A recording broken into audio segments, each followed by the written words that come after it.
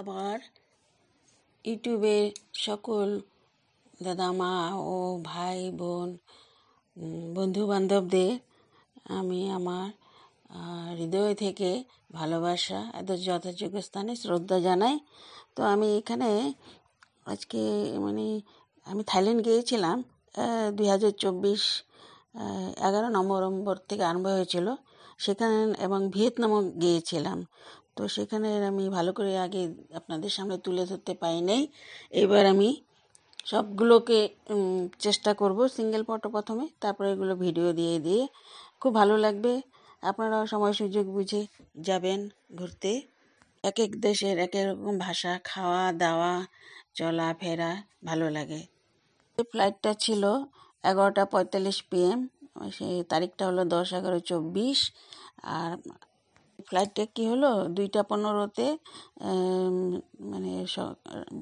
নামিয়ে দিল। তো সেখান থেকে থাইল্যান্ডে নামিয়ে দিল।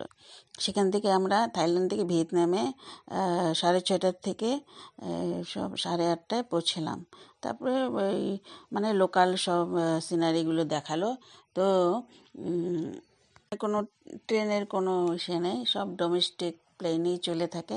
আমরা যতদিন ঘুরেছি সব ডোমেস্টিক প্লেনে ঘুরেছি।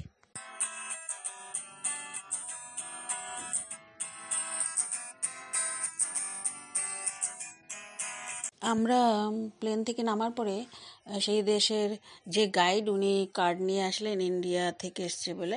তো উনি আমাদেরকে নিয়ে গেলেন ওনার গাড়িতে, এবং পরে গাড়ি শহরের ভিতরে চলতে থাকলো। নানান ধরনের দৃশ্য, চারিদিকে ধানের ক্ষেত, নদী, ব্রিজ, এগুলো সব উনি দেখাচ্ছিলেন। ভিডিওগুলো আমি আলাদা করে আপনাদের দেখাবো। বড় বড় বাড়ি, বিল্ডিং। তারপরে আমরা হোচিমিন্নার সেখানে গেলাম। সেখানে আমরা আজকে ভিতরে ঢুকতে পারিনি সেবার। তো সবাই দাঁড়িয়ে আছে। পরের দিন আবার গিয়েছিলাম।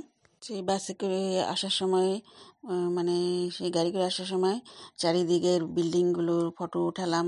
সেই ফ্যান্সিসরা ছিল।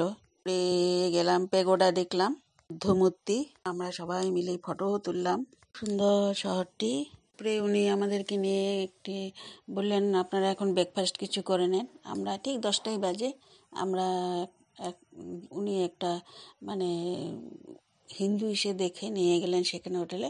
সেখানে আমরা ব্রেকফাস্ট খেলাম। কি বলবো দাম, আমরা তো ওদের টাকার যেটা ভ্যালু সেই হিসেবে অনেক বেশি। আমাদের যেরকম আমরা ব্রেকফাস্ট খেয়েছিলাম 600 টাকা আমাদের হিসাবে, কিন্তু সেখানে পড়লো 1 লাখ কত টাকা। তো এইভাবে এখান থেকে আমরা ওই টাকাটাকে চেঞ্জ করে নিয়ে গেছিলো ভিয়েতনাম টাকার যেটা। তো যেরকম আমরা 1 গ্লাস শরবত খাই 20 টাকা বা 10 টাকা, ওখানে 40,000 টাকা। এরকমই টাকার সেই ডিফারেন্সটা। এগুলো দেখতে থাকুন পিকচারগুলো।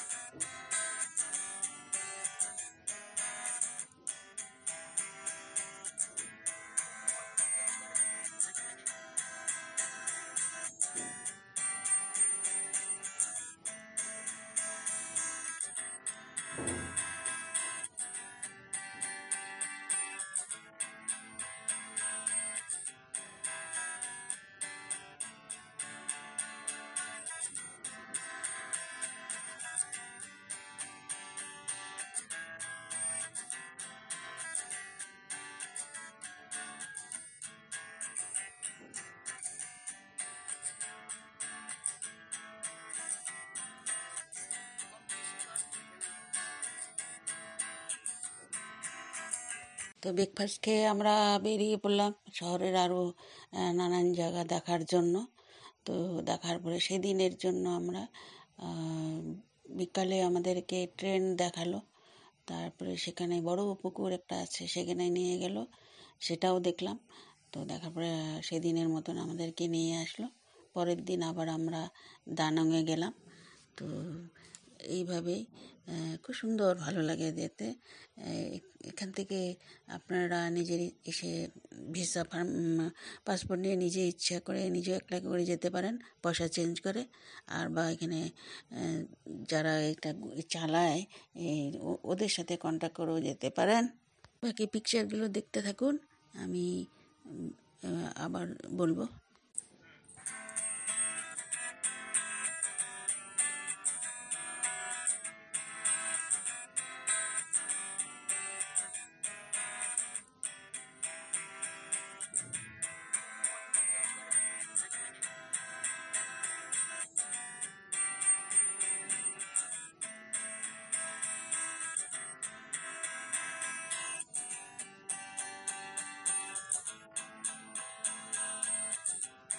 আমরা ছোটোবেলায় জিওগ্রাফিতে পড়েছিলাম ভিয়েতনাম বা নানান ফরেন দেশের নামগুলো, বিদেশের।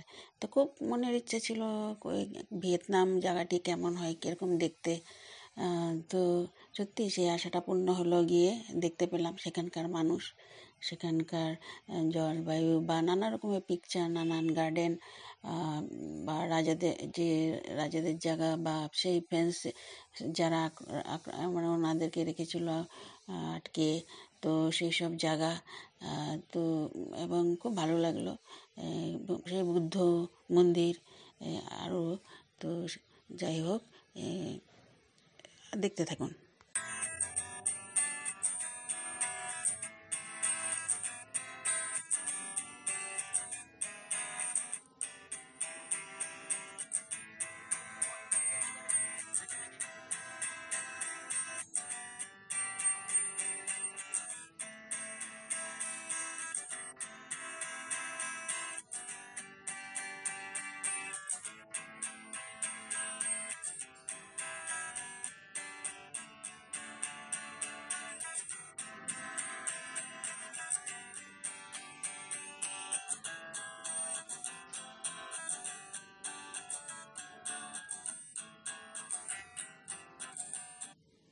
তো এখানে রাখছি, আরও আছে, নেক্সট আরেকটা বানাবো, সেটাও দেখবেন।